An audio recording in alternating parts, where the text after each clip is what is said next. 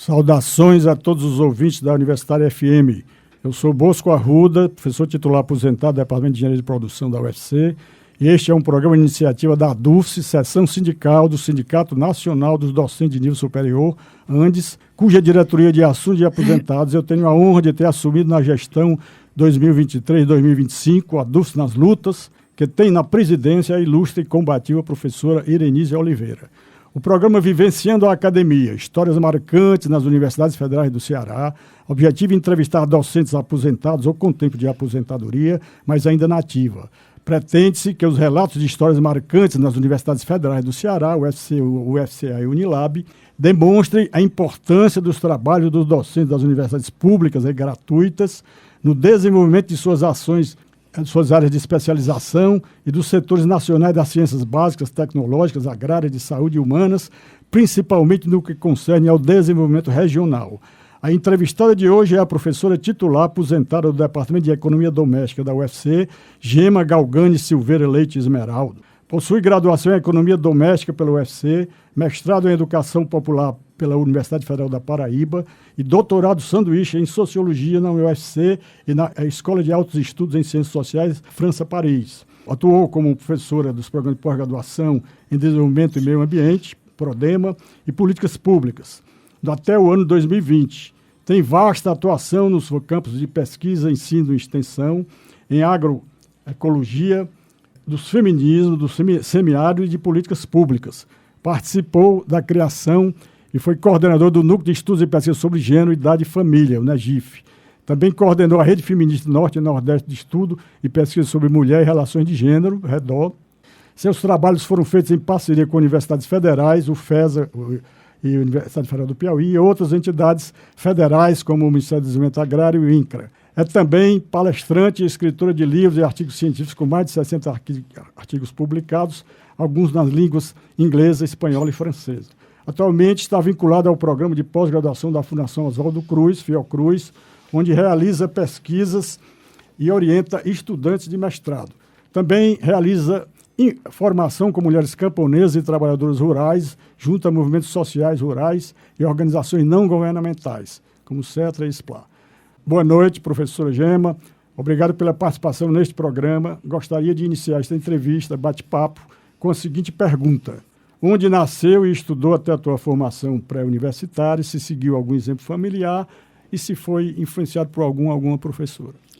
Boa noite, professor Bosco. Boa noite, ouvintes da Rádio Universitária. É um prazer muito grande estar aqui. De volta, eu já estive aqui em várias outras oportunidades. Sobre a sua pergunta, Bosco, eu nasci em Pacuti, Ceará, ali na Serra de Baturité, aquela região gostosa, fria, uma cidade pequena, mas uma cidade muito acolhedora. Meu pai era farmacêutico de toda a região, era o médico, né, como antigamente diziam, um médico da região. Médico do sertão. O médico da Serra, no caso, da né? Serra. As pessoas de Aratuba, de Mulungu, de Guaramiranga, desciam no domingo na feira para serem consultados pelo meu pai. E ele foi a principal referência da minha vida, porque ele era um leitor infatigável. Ele tinha uma biblioteca já muito grande. Quando ele viajava a Fortaleza para comprar medicações, ele levava revistas. Todas as revistas que saíam na época ele levava. E eu era a primeira a ir às revistas para ler. Mas não só revistas, folhetins, né? Mas revistas científicas também. E professora, teve alguma que influenciou muito você? Depois, né? Depois já na vida acadêmica, mas eu acho que nesse momento, porque eu fiz toda a minha formação em Pacuti, né? Eu fiz desde o jardim de infância, como a gente chamava, até a escola normal. Eu fiz escola normal porque era o que se esperava da gente, né? Ser professora. Eu fiz até o primeiro ano na escola normal e meus pais me trouxeram para Fortaleza, foram trazendo os filhos, como a maioria, né, dos pais. Não tinha uma escola de boa qualidade ainda no interior e nós viemos para Fortaleza para estudar e eu fiz o segundo e o terceiro ano da escola normal aqui no Colégio Juvenal de Carvalho. Eu não consigo citar, entende, assim, uma professora ou um professor que tenha sido uma referência nesse período. Eu acho que, fundamentalmente, foram meus pais a me orientarem no sentido de buscar. Eles diziam, inclusive, case depois, mas estude primeiro. Era uma coisa que diziam, principalmente para as mulheres. Muito Era bom. o que eles nos diziam. E minha mãe foi professora, né? A vida toda. Então, eu acho que eu tive essa referência em casa. Como é que tu avalias a contribuição da tua equipe de desenvolvimento acadêmico, tanto no campo de pesquisa como ensino e extensão, e o impacto que esses trabalhos que foram desenvolvidos na UFC, com suas parcerias, no desenvolvimento pessoal e comunitário? Pronto, aí foi um momento assim da minha formação mesmo, em buscar os meus mestres, né? Foi quando eu entrei na universidade, eu fui descobrindo grandes professores e professoras que me referenciaram. Não diretamente, muitas vezes, eles eram professores diretamente, mas professores a partir dos livros, né, que eu fui descobrindo. E eu acho que a minha formação acadêmica, havia uma discriminação muito grande ao curso de Economia Doméstica, mas eu sempre achei que foi uma formação plural que eu recebi lá dentro. Porque como nós estudávamos as necessidades da família, nós estudávamos alimentação, habitação, a economia, né, da família, ela até hoje ela me serve, sabe? Me serve não para pensar de uma forma privada, familiar, mas ela me serve como uma compreensão de mundo, porque nós estamos vivendo hoje, inclusive, questões que têm muito a ver com a vida familiar. Mas a gente pode falar isso depois. O que eu quero falar é que nós construímos muita coisa no período em que eu trabalhei como acadêmica. Hoje eu sou professora aposentada. Nós iniciamos construindo projetos de extensão, mas imediatamente identificamos que havia necessidade de pensar de forma mais aprofundada sobre esses projetos de extensão que eu comecei em assentamentos rurais. E aí nós fomos buscar projetos de iniciação científica para também fazer pesquisa e também para trazer para a sala de aula esse debate. Então, eu considero que essa minha relação com a sociedade civil organizada já começou desde os meus primórdios, quando eu entrei na universidade, porque eu senti que a universidade tinha uma função social muito importante. Ela é pública, ela é democrática. Então, ela não pode agregar apenas uma elite. E como eu sou das agrárias, né, a minha formação foi toda feita lá dentro das ciências agrárias, eu entendia que essa elite agrária não podia continuar dominando as salas de aula da universidade, os filhos, né, da elite agrária, dos latifundiários, dos grandes proprietários de terra. Nós entendíamos que também os trabalhadores rurais, também os filhos de assentados, precisavam ocupar a universidade. E, nesse sentido, nós participamos do programa Residência Agrária, nós participamos da criação do primeiro curso de especialização, nós participamos de muitos eventos que buscaram essa inter-relação de forma formal e institucionalizada com a universidade. Professora, aqui nós vivemos num país onde a elite financiarizada, dominante, ela tem um repúdio muito grande à questão da reforma agrária, né? E a gente vê pelos grandes meios de comunicação, que é dominado pela essa elite, sempre demonizando o MST, o Movimento Sem Terra. E a senhora tem uma experiência bem grande com relação a esse pessoal, a esse movimento, que é uma coisa tão importante, que joga tanto alimento orgânico nas mesas dos brasileiros. O que é que a senhora falaria sobre isso? Olha, eu tenho o entendimento de que o MST é um dos maiores movimentos, né? Se não o maior movimento da América Latina que luta pela terra. Por quê? Porque se a gente pensar na construção da titulação da terra no Brasil, desde a ocupação pelos portugueses, nós temos essa elite agrária, né, se organizando, se construindo e se consolidando ao longo desses 520 e poucos anos, né, de colonização. E aí, nós nunca tivemos, de fato, uma reforma agrária popular. Nós sempre tivemos uma reforma agrária de governo, né? A reforma agrária que surgiu a partir de 1989, com o primeiro Plano Nacional de Reforma Agrária governamental, era de governo. Então, nunca houve uma reforma agrária de trabalhadores, que tem um perfil diferente. Qual é o perfil diferente?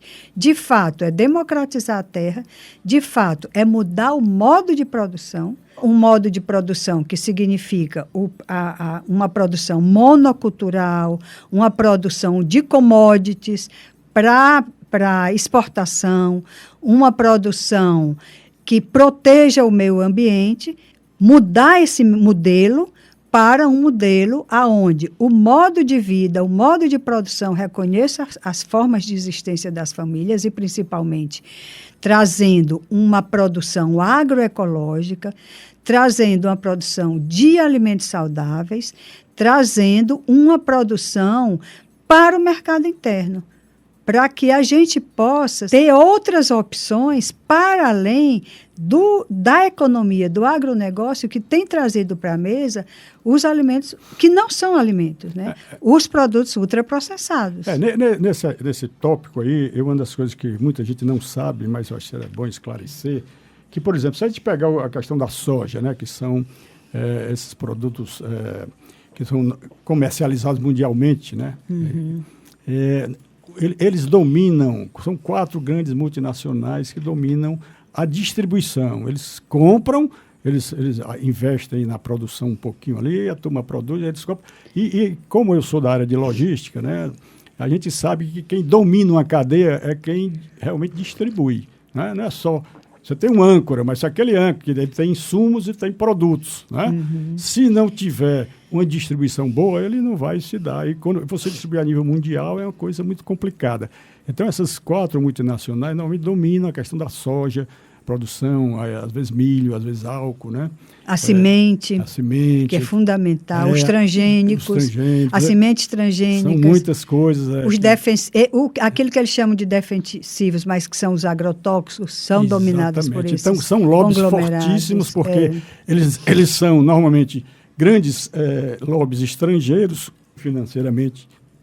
Eles são respaldados financeiramente também com âncoras nacionais, né? Que são os multimilionários, que são participantes desse processo. Uhum. Então, a gente sabe que muito do que se diz de demonização do MST, que é um movimento soberano, é o uso da terra em prol do brasileiro, se deve a essa questão. Mas aí eu queria também mudar um pouco o foco para outra pergunta de outra área, que tem a ver com a sua militância, que o que você acha da análise que hoje é feita por até analistas políticos progressistas sobre a ênfase da luta identitária, que ajuda a extrema-direita a desviar a atenção do debate sobre a concentração de renda e seus consequentes impactos na qualidade de vida e mesmo subsistência da maioria dos povos nos regimes capitalistas, para usar uma expressão religiosa. Excelente, companheiro. Eu vejo, sabe, essa sua pergunta assim, com muita propriedade, com muita importância, porque até no campo da esquerda as pessoas se confundem, né? Confundem essa luta identitária, a luta das mulheres, a luta dos negros, a luta dos indígenas, a luta dos quilombolas, a luta dos afrodescendentes, como sendo uma luta que fragiliza a luta de classes. A própria esquerda traz esse questionamento, né? Uhum. Hoje não, alguns segmentos da esquerda já conseguem compreender que as mulheres, elas buscaram juntar a luta de classes à luta da mulher, né? A questão de gênero, como se falava. Os próprios negros, quando trouxeram a questão racial, o racismo estrutural, disseram, ela está fortemente vinculada à questão também de classe. Foi a classe branca, social, europeia, ocidental, que foi buscar o negro na África para escravizar aqui no Brasil e outros países, né? Mas o país foi o principal, digamos assim, importador, né, dessa população negra indígena. Então, quando você traz essa questão, eu digo que ela é muito importante para a gente abrir um debate e dizer, não, nós temos a consciência de que as duas lutas são fundamentais. A gente precisa reconhecer a existência da diferença nas sociedades, os diferentes, né? Seja por raça, seja por etnia, seja por classe social, seja por espiritualidade, religiosidade, seja por sexo, mas nós também precisamos reconhecer as desigualdades econômicas que essas populações. Então, a luta tem que vir conjunta. São duas lutas que não podem se separar. A luta contra a desigualdade econômica, social, contra a produção das riquezas que se concentram na mão de poucos e manter o reconhecimento, isso é fundamental, de que nós somos plurais na sociedade. Com certeza. E aí a gente estava conversando antes com o pessoal, eu e você e o Nonato, sobre a questão de como é que a extrema-direita faz recortes de falas para mostrar, criar as pessoas que não pensam muito sobre essa questão, interpretar errado a coisa, como foi o fato do Lula falar que a Gleisi era bonita, e aí, de repente, porque o Lula está discriminando, ela está colocando uma coisa, até levaram para a prostituição, quer dizer, são coisas que a extrema-direita sabe fazer muito bem, né?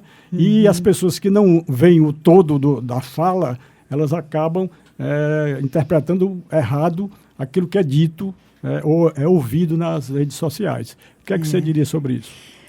Olhe, Bosco e ouvintes, nessa noite maravilhosa, eu imagino que nós precisamos pensar mais, sabe? Pensar mais sobre as coisas, questionar mais. Nós estamos hoje numa economia, a sociedade está vivendo um processo de economia do pensamento, de economia do raciocínio, sabe? E está indo muito pelo aspecto emocional. E daí essas redes sociais da extrema-direita estão usando isso, né? Recorta as falas, principalmente do nosso presidente atual, né, o Lula, e usando, né, da forma mais irresponsável possível, sem pensar o conjunto do seu argumento e do seu comentário. E aí, sobre essa questão, sim, ela é bonita, e por que não dizer, né? Uhum. Mas ela é bonita e extremamente inteligente. Isso nós precisamos dizer, grande fundamentalmente. Da uma grande política que defende um país igualitário, um país que resolva os problemas da concentração de renda, das desigualdades sociais. Então, é uma mulher, eu quero reforçar isso, bonita, mas muito inteligente. Todos nós somos bonitos e bonitas, com certeza. Né? Todos nós somos. Agora, o que é que está acontecendo com essa sociedade atual? Um fortalecimento o fortalecimento de um empobrecimento do pensamento, sabe? Do pensar crítico. Eu sinto que a nossa sociedade está atuando muito num caminho daquilo que o grande filósofo Spinoza disse já no século XVII, que foi, nós estamos agindo muito dentro daquilo que, inclusive, Maria Helena Chauí, uma estudiosa do Spinoza, disse, a partir das paixões pobres, negativas, que é o medo, que é o ressentimento, que é a raiva. Então, por esse caminho, as pessoas estão buscando trabalhar apenas no campo do emocional. É o poder dominante. Agindo, né? Agindo sobre o medo das pessoas. É o poder dominante, isso muitos estudos, né, de filosofia e sociologia mostram que são exatamente esses atributos que fazem a manipulação psicossocial pelo poder dominante para evitar o processo libertário que cada um de nós tem o potencial, mas às vezes não exerce.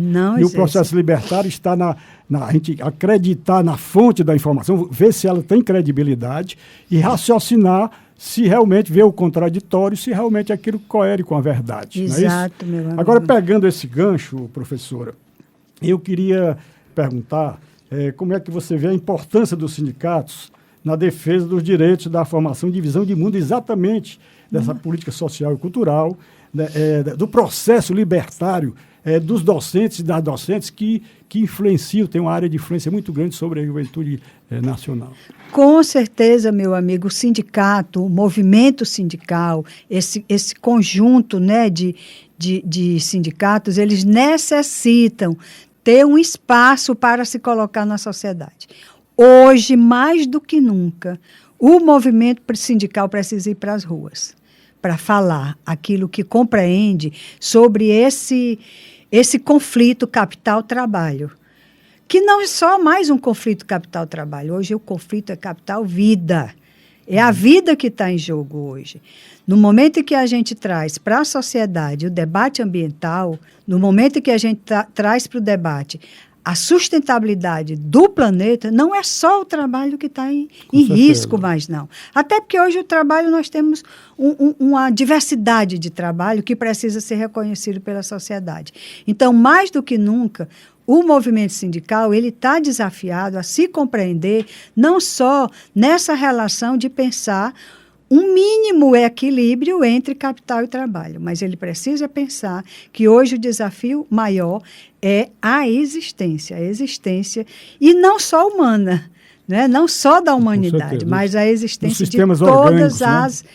Tanto a fauna como a flora. Exatamente. Né? Todos os sistemas que mantêm esse planeta vivo. Então, te dizendo que nós, como representantes do movimento sindical docente, eu acho que a gente tem um papel de liderar, sabe? E não só liderar. Como nós produzimos ciência, nós temos essa função de problematizar essas coisas, mas inclusive de uma forma profunda, com argumentos, para trazer não a fake news, mas se contrapor a fake news, né? Nos fazermos participantes da construção de uma verdade baseada na ciência. Concordo plenamente com você, professora, e realmente eu sinto muito orgulho das minhas várias décadas de ensino, porque eu acho que foi a profissão mais importante. E o meu medo é que os sistemas dominantes hoje, totalitários, né, eles estejam querendo retirar a liberdade de cátedra das escolas públicas, das universidades públicas, não é isso? Porque certeza. Se tirar a liberdade de cátedra é o que eles querem, não é só ganhar dinheiro produzindo conhecimento, que é um conhecimento meramente, eu chamo instrumental, daquilo que as pessoas, que o sistema de produção quer. Mas também é o que eu chamo de conhecimento ético, que é a gente ter aquela capacidade de avaliar para que serve o nosso conhecimento instrumental. Não é isso? Exatamente. Então, nesse sentido, eu tenho muito orgulho e acho que você e quantos que eu conheço se orgulham dessa profissão, e nós queremos deixar um pouco da nossa experiência para os jovens e as jovens docentes e manifestar ao público em geral que os pais e as mães que não são professores não queiram fazê-los os filhos à sua imagem e semelhança, mas se forem, que façam. Se não forem, que não os detenham de seguir nessa profissão tão nobre. Uhum. Então, a gente está chegando ao final da nossa curta entrevista, infelizmente, para a gente beber na sabedoria da professora, eu gostaria de deixar que você fizesse as suas palavras finais dessa breve entrevista. Bate-papo. Professor, eu acho que você trouxe uma palavra assim, fundamental para me encerrar essa conversa, né? Que não é um encerramento, né? É um bate-papo que vai continuar com os nossos escutadores em casa. É a ética, não é? Eu acho que nós precisamos resgatar o sentido da ética, a ética do cuidado, né? O cuidado planetário, a ética da justiça, a ética da democracia, a ética em todos os espaços aonde a gente vai circular, né? Porque nós somos plurais, a gente está dialogando integralmente com o econômico, com o social, né? Isso me ensinou o meu curso lá na minha origem, e que eu fui aprendendo um pouco mais quando eu fui fazer o mestrado em educação popular e quando eu fui fazer o doutorado na sociologia. Isso foi me ajudando a entender que nós não somos especialistas, né? A gente precisa se ver de forma integralizada, né? Integral. Eu sou social, econômico, cultural, religiosa, espiritual, né? Afetiva, emocional. É múltipla, né? Eu sou isso, todos esses componentes estão na minha vida. funcionando na minha vida. E aí, quando eu falo de ética, para encerrar, eu falo disso, esse resgate dos valores que são fundamentais para recuperar a nossa humanidade e a nossa relação de igualdade com a natureza.